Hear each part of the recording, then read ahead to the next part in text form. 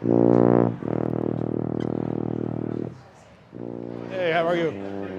Can I get a breakfast sausage sandwich? Thanks.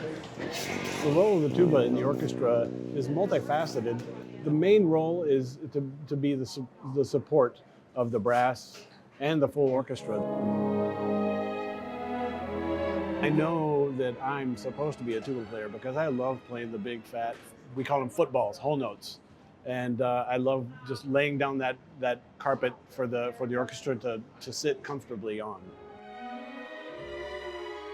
Growing up in a musical family was very lucky for me that, my dad being a band director and a tuba player, I knew that from a very young age, before the mouthpiece would even fit on my face, that I wanted to play the tuba. I initially wanted to play tuba and be a band director, just like my dad. But I fell in love with playing and went that route. I do teach at the University of Minnesota and have taught pretty much my whole professional career. And I think it's really important for musicians to pass the torch, so to speak. The challenges of playing the tuba day to day, when I go to the orchestra or I go to teach, I have a soft case that you wear like a backpack. People look at you funny and they ask you what's on your back, and I used to say it's my grandma.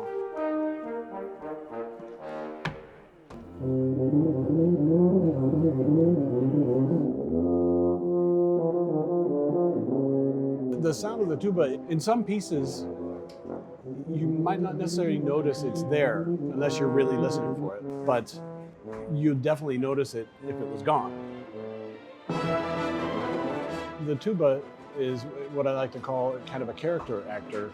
You never know what you're going to be asked. Depending on the composer, sometimes you're going to be an extra horn, sometimes you're fourth trombone, sometimes you're solo tuba, depending on how the composer wrote for the instrument.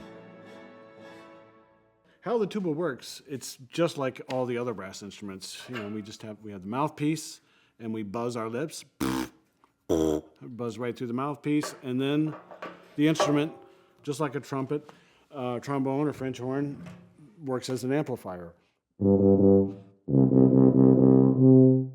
It takes a lot of wind or air or breath to play the instrument. So I do a lot of breathing exercises.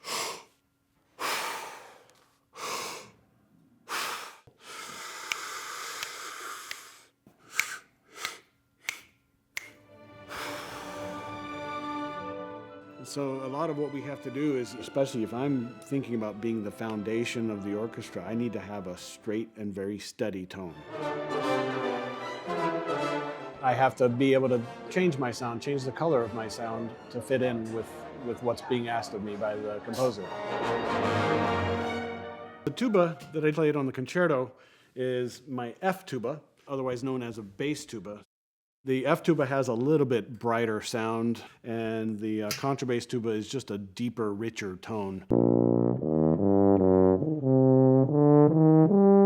A lot of the job that I do in the orchestra, it calls for just this rich, deep tone. And so this is the instrument I use the most in the orchestra.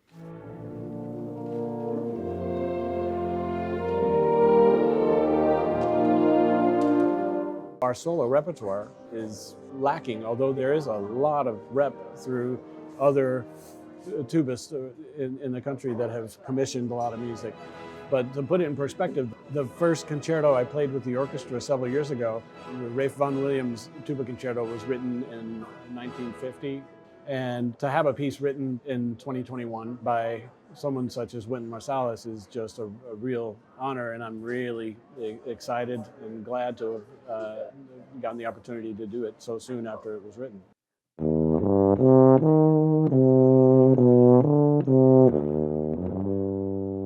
Every movement is very storytelling. They're kind of, I think of them more as like little pictures in time.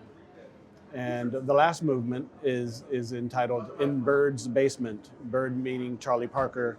So it's all bebop. And that's a whole another language. I've just been listening to Charlie Parker, Dizzy Gillespie. And so that's been a real fun part of putting this together, is becoming aware of musicians and music that I wasn't aware of before. And just learning how to speak that language.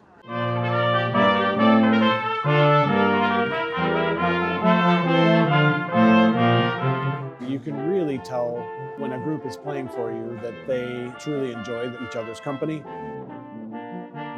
The Uptown Brass, with the members of the orchestra, it's Charles Lazarus, Doug Carlson, Michael Gast, and Doug Wright, and myself. We've been together basically for 18 years since I've been here. When we started doing the Common Chords concerts, where we go immerse ourselves into a community like we just did in Austin, Minnesota, where chamber music groups will go out for 3 or 4 days and then the full orchestra comes out and plays. It's inspiring to perform because rehearsals are just rehearsals. There is a different feeling to musicians when we play, and when you know who you're playing for, that's really important.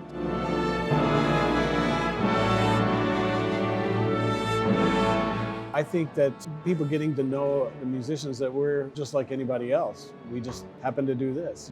I always like to say, and I remind myself of this, that I have the best seat in the house. So I can sit there and just listen to my colleagues. And I listen to the different lines, whether it's the violas, oboe, basses, or harp, or even timpani, percussion. I listen to what they're doing.